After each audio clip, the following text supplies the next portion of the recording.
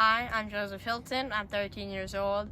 So I've been trying to memorize the Living Christ for a few months, and then because of COVID-19, school canceled, and I had a lot of time on my hands. And so I've just finished memorizing it. So let's see how it goes. As we commemorate the birth of Jesus Christ 2 millennia ago, we offer our testimony of the reality of his matchless life and infinite virtue of his great atoning sacrifice. None other has had so profound an influence upon all who have lived and will yet live upon the earth. He was the great Jehovah of the Old Testament and the Messiah of the New. Under the direction of his Father, he was the creator of the earth. All things were made by him, and without him not anything made that was made. John 1:3. Though sinless, he was baptized to fulfill all righteousness. He went about doing good, Acts 10:38, yet was despised for it.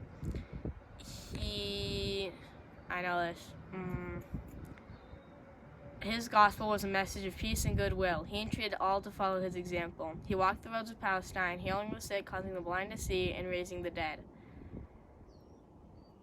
He taught the truths of eternity, the reality of our premortal life, the purpose of our life on earth, and the potential for sons and daughters of God in the life to come.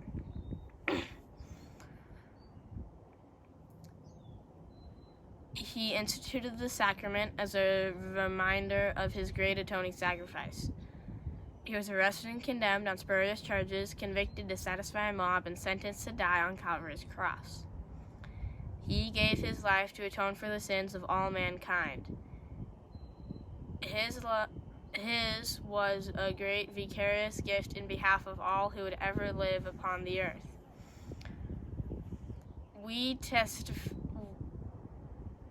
We solemnly testify that his life, which is central to all human history, neither began in Bethlehem nor ended on Calvary.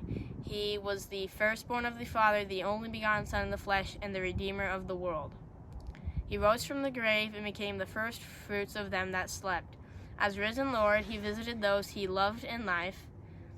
He also ministered among his other sheep in ancient America.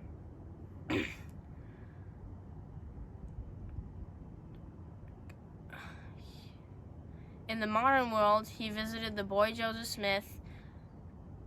He and his father visited the boy Joseph Smith, ushering in the long-awaited dispensation of the fullness of times, Ephesians 1:10. Of the living Christ, the prophet Joseph wrote, "His eyes were as a flame of fire, the hair of his head was white like pure snow, and his countenance shone above the brightness of the sun, and his voice was as the rushing of great waters, even the voice of Jehovah, saying, I am the first and the last. I am he who liveth. I am he who is slain. I am your advocate with the Father." Of him the prophet also declared, "And now, after the many testimonies which have been given of him, this is the testimony last of all, which we give of him, that he lives. For we saw him even on the right hand of God, and we heard the voice bearing record that he is the only begotten of the Father, and that by him and through him and of him the worlds are and were created, and the inhabitants thereof are begotten sons and daughters of God."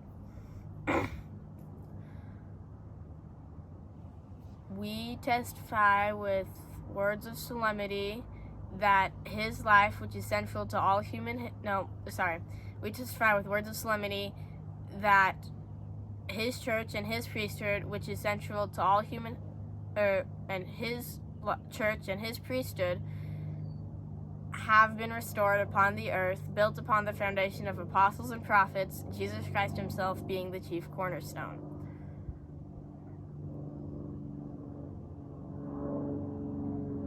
We testify that he will someday return to the earth, and the inhabitants thereof, that he will someday return to the earth, and the glory of God shall be revealed, and all flesh shall see it together. Isaiah 40:5. He will rule as King of kings and reign as Lord of lords, and every knee shall bend and every tongue shall speak worship before him. Each of us will stand to be judged by him according to our works and the desires of our hearts. We testify as his duly ordained apostles that Jesus is the living Christ, the immortal Son of God. He is the great King Emmanuel who stands today at the right hand of his Father. He is the light, the life, and the hope of the world. His way is the path that leads to happiness in this life and in eternal life in the world to come. God be thanked for the matchless gift of his divine Son.